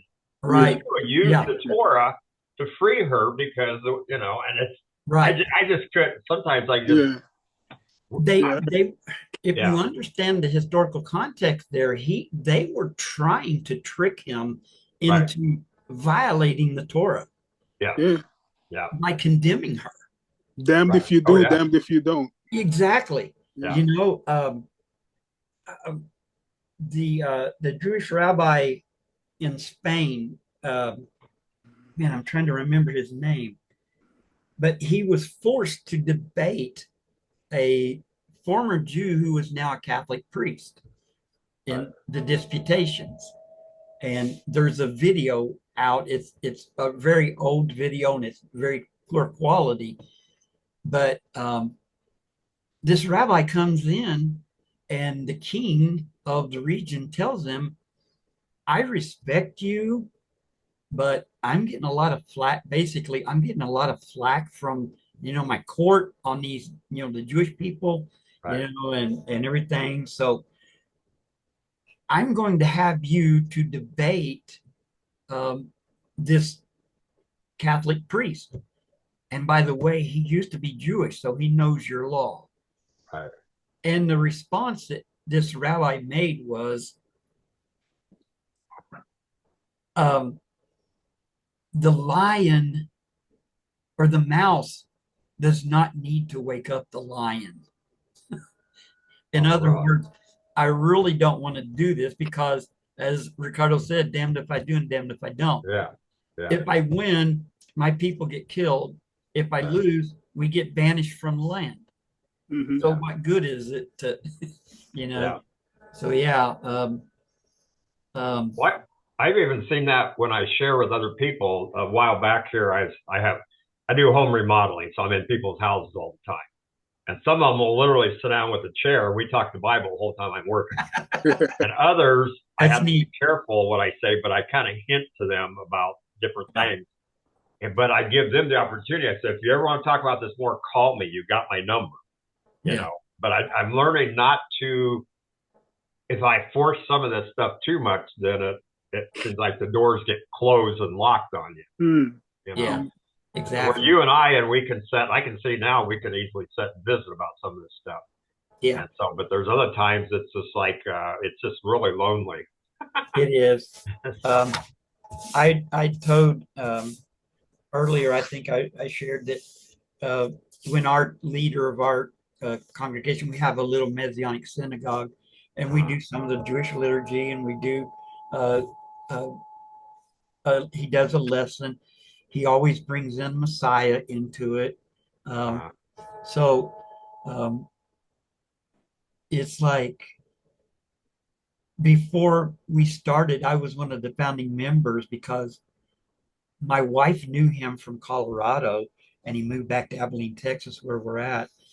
And we told him, "You've got to start a congregation because we really miss, that type of a service." Because I did a lesson for some of our new people on the liturgy that we use, and it's straight out of most of it straight out of a Jewish Siddur. We do not a lot of it, but some people questioned it, and so I went through it, every piece of liturgy that we did, and I put a Bible verse to it.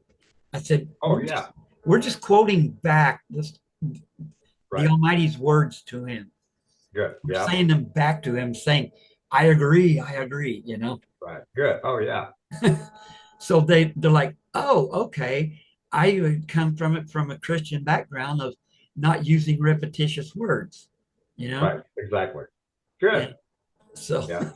But see, that research frees you up, and it also frees the people up. That's what I keep telling people. Until I really got interested in the Old Testament and wanted to study the Torah and break it down and all this here, I found out I was totally misunderstanding the New Testament. Right. I wasn't even close. Yeah. I repost a meme on Facebook every once in a while. You can't understand what Paul said until you read what he wrote or what he read. Right. Oh yeah. Yeah.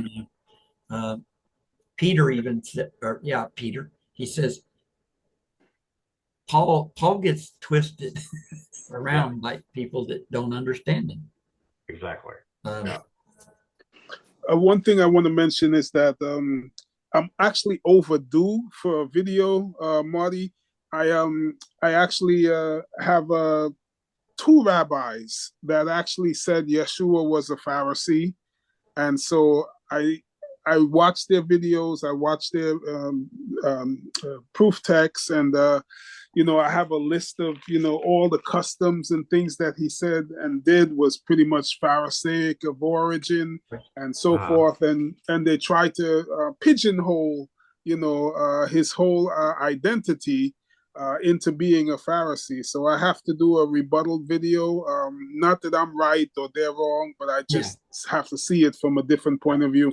But the things you just mentioned, that's very interesting. I just want to put it on tape for people listening. The 7 types of Pharisees. I never knew that, so I just Googled it while you were talking, and it's interesting. I knew there were like different sects of Judaism, but I didn't know there were 7 types of Pharisees. And I just want to mention it. The Shikmi Pharisee were Pharisees motivated by outward show. The Nikpi Pharisee was they were seeking excuses to avoid good deeds. The Kazai Pharisee, they practiced extreme self-mortification. The Pesel Pharisee, they were pretending humility. The ever-seeking Pharisee, constantly checking their good deeds, check.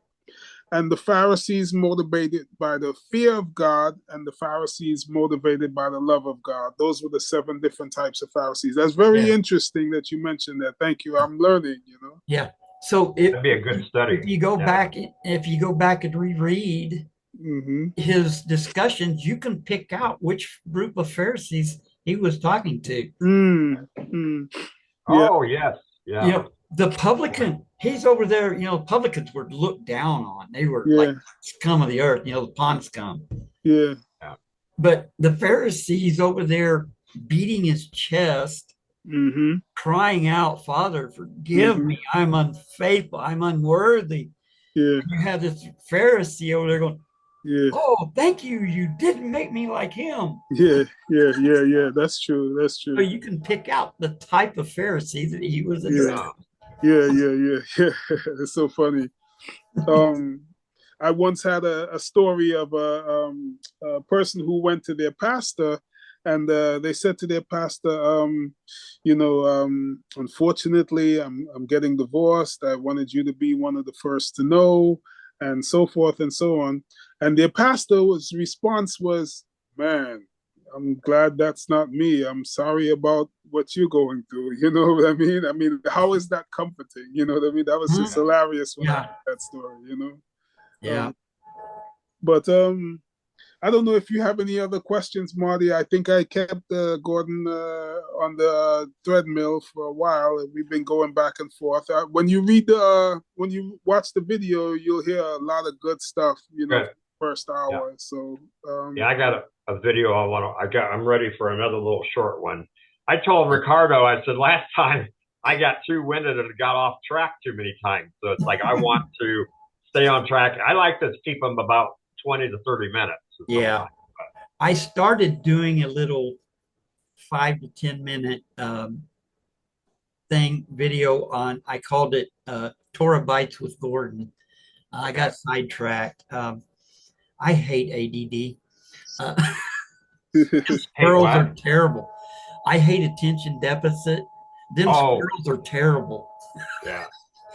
Yeah. I have a little bit of what's that? Where you turn letters around. Dyslexia. Yeah. The bank brought it to my attention. She said, "Well, you tried 3 times. You keep reversing these 2 letters around." I said, "No, I don't." She said, "Yeah, it is. I can see it on my computer." And I didn't, And then I find out when I'm writing up these studies, I will take the first letter of the next line and put it on the word that I just got through doing. Right. And then when I go back to type it out, it's like, okay, how did I do that stuff? No. Yeah. Gordon, I think this will be my last question. Okay. It's unfair to keep you so long, but I appreciate you so much. I'm going to look you up on Facebook too. So. Right. Yeah. when you mentioned in terms of like the word diverse, diverse places made you think they were going diving, scuba diving or something, Right. you off. What do you think about the word? You mentioned the scripture, 2 Timothy 2:15, rightly dividing the truth. Because when you look up the word dividing, this might be minor, it might be petty, so forgive me, but I'd like to just cover all bases. The word dividing is from the Greek word orthotomeo, and it means to cut or dissect. Am I looking at it wrong? I mean, should you be cutting and dissecting the word of God, or should you be gluing it together to build, the house from the foundation up? Yeah, I think it's a little of both, really. You know, I take issue when people use the phrase and that the passage here a little, there a little, you know, and we'll come up with a good understanding. Yeah.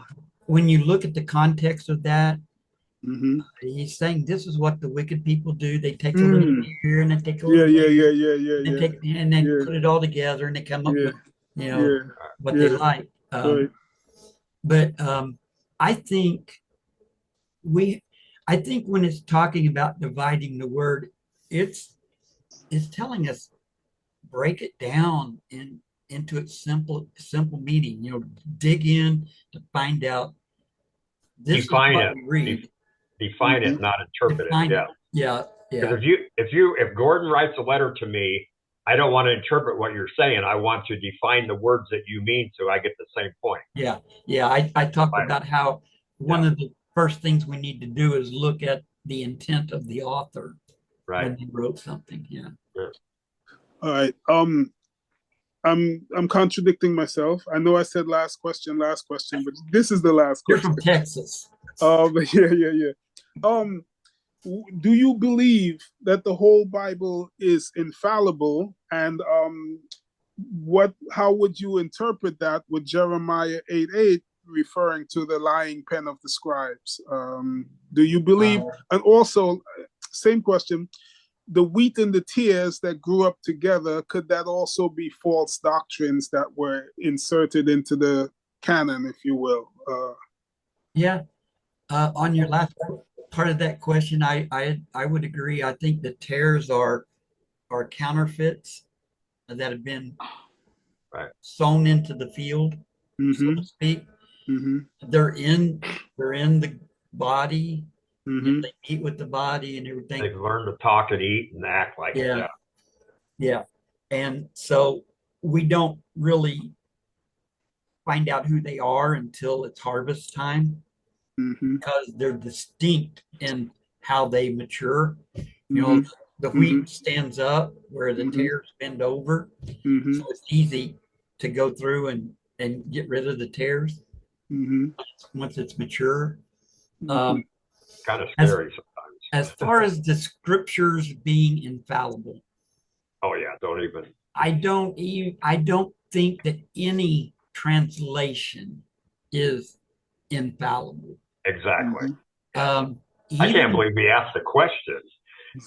That's okay. People do believe that. I grew up believing that. So did I. And so I believe even in the Hebrew scriptures, when we do a study on them, trying to get back to the original text, you mentioned how the transcriber or someone the copyist inserted into Mark 7, thus he declared all foods clean. That is an addition that has made its way through time into the scriptures. There's another one in the Tanakh when it talks about Jacob wrestling the angel overnight, and the angel, the Hebrew word isn't he touched him in the hip. He smacked him in the groin hard. He hit him hard. He hit him hard enough that it put his leg out of joint. And Yeah. it says that's why we don't eat the center, the back, the hindquarter. Yeah. So that I praise y'all that that's continued to be a parenthetical. It hasn't made its way into the authorized text. That's it. Like the one in Mark. I do think the Hebrew scriptures were treated with such respect. I mentioned our Torah scroll that we have at our congregation that's 200 years old. You can look at that Torah scroll and you can compare it to any other Torah scroll in any other synagogue, and every letter is going to be the same. And every column, they painstakingly count letters and columns, letters on a sheet of the scroll. And they have this big book that sits beside them. In Exodus, the first folio of Shemot has 450 letters, and they will go through, and when they write it, they will count. The New Testament, or as I call it, the Ketuvim HaNotzrim, didn't have that same reverence to it through history. Most of the mistakes in the copyist are not on important issues, but interestingly enough, the ones that are on important issues are almost always on the question that has to deal with the Trinity and the deity and all that. Yeah. The 1 John 5:7, they claim that's an insertion. Mark 16:16, they claim that's an insertion. Yes. Also, one other thing as far as the angel and Jacob kind of hitting him in the low spot, on another religion, it's stated that that's how, I guess they call him the Prophet Muhammad, received the Quran. The angel Gabriel kind of hit him in the low spot and made him submit in order to accept receiving the Quran and downloading it. And I thought that was kind of interesting or entertaining, right? Yeah, that you kind of beat them up into accepting it. It's not, it's unlike the nature of the Gabriel that we've learned about in the Bible. Yeah. And it's interesting that they teach that, because they come from, if you go back far enough, they come from a common root through Ishmael and Isaac, and Abraham. Right. So, that is interesting that's how they say that. And then wow. Marty, do you have any final thoughts for Mr. Gordon? I think he said, I've seen him waving and he disappeared. Oh, he did. Oh, he left. Oh, I didn't know this. Okay. So it's all right. Well, I'd like you to close in summary, any parting thoughts. I'd like you to have the last word. I appreciate you as well very much tonight. And I think this video is very edifying, and all your content is very uplifting. I appreciate it. I try to be that way. Yes. Yeah. Amen. Did you have anything that you wanted to say, Michelle, or no? They're still muted. Okay. They're still muted. Yeah. Okay. All right. Well, thank you again, Mr. Gordon Hayes. I appreciate you, and I look forward to you doing another presentation on another topic. Okay. Just, keep in touch. Let me know. All right, we'll do. All I can say is study the Word and use the tools that we have at our disposal that help us to truly understand it. Because we have inherited. I'm wanting to write a book about the different lives that we have inherited. The different lives of what? the different lies that we've inherited in our Okay, religious okay, upbringing. okay. Yeah, I have a gentleman named Yiftach Dan. He's gonna do a presentation on defending lies about the Bible. So I guess he's coming at it from a different point of view. Like, what do you call it? What's the word? When you're defending the Bible, Apologetic. apologetics. Yes, of course. Yeah. So he's gonna do a presentation on apologetics. Oh, that's cool. Yeah. So I see Michelle unmuted her mic, but I don't know if that was intentional or not. But in either case, It's just to say goodbye when we say goodbye. thank you very much for hanging in Thank there you. with us. Yes. Oh, yeah. Thank you, Gordon. And You're thank welcome. Thank you. All right. Okay. Thank you again, Gordon. Thank you, everyone, for coming, and I appreciate you. And the same user ID, the same password every Friday, 8 p.m. With just the Okay. topic and the presenter changes, and we look Okay. forward to you doing another one. Just let me know what topic you have in mind Okay. when you have time. All right. All I'll right. send you the video once I get it from the cloud. Okay. All Thank right. you. Thank you, everyone. Shabbat shalom. Okay. Shabbat shalom. Good night. Good night. Bye bye.